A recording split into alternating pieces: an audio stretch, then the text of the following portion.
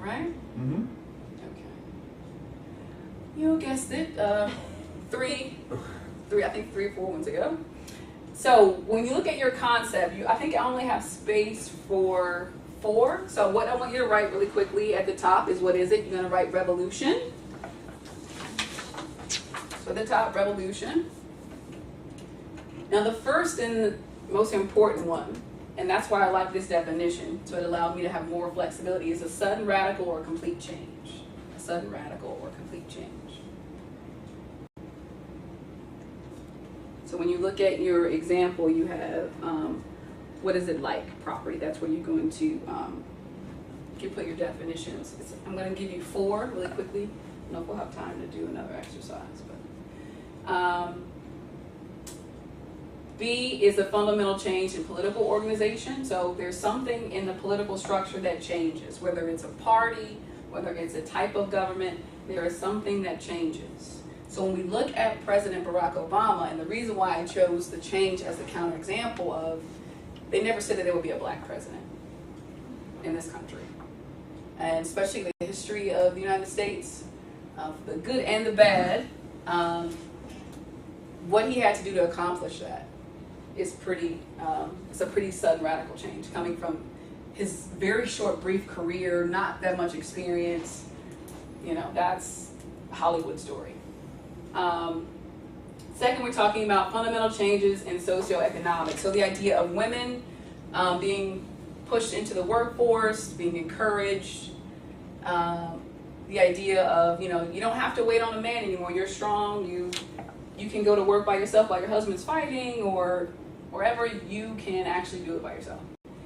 And a change of a paradigm. So that, for Muhammad Ali as an athlete, so I didn't use Jack Johnson because I figured that'd be a little too, not as recent if people don't know about Jack Johnson, but this is a black boxer that is very verbal. He's very pompous. He is aggressive. He says he's going to knock you down in the 3rd round, and he beats you down, and he makes fun of you in news conferences. And the idea of Huey P. Newton as well, as this image of what it invokes is counter to what people think of. And then a changeover in technology, we talked about the fact of writing letters or using music, something that you have to lug around 37 CDs or vinyl. So these and getting back to this last example, the idea of,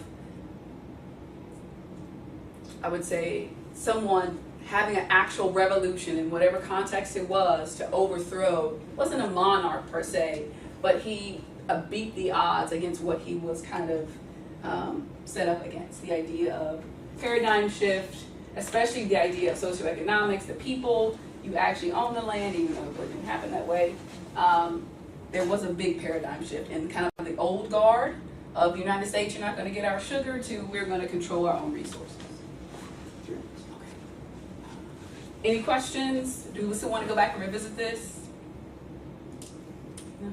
Tired? But when you say that revolution is sudden, in a way, is that, it comes suddenly, but isn't it, the facts that lead to revolution boil there for a number of years, and then you kind of expect to happen after so much, like the French Revolution, something had to happen because they couldn't continue like that. And that's true, and that's why when I did this, I was thinking, I can't really use wars as an example because it'll give it away, but I think the social connection between culture.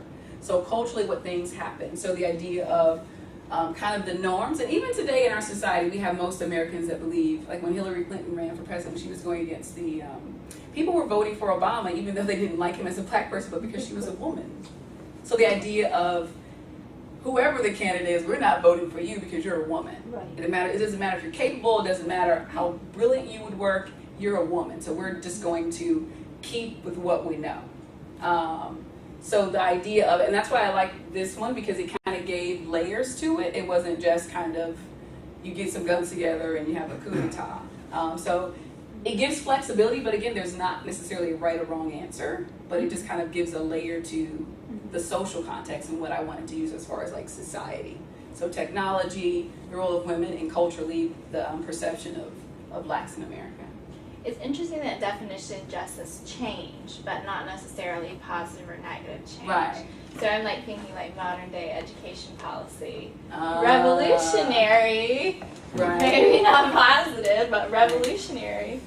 No, but I was like, how could I do this and not get myself into too much trouble and make it too obvious? But I definitely wanted to do the social aspect of it because I think that gives layers and it gives room for debate because people can say, well, no, I disagree.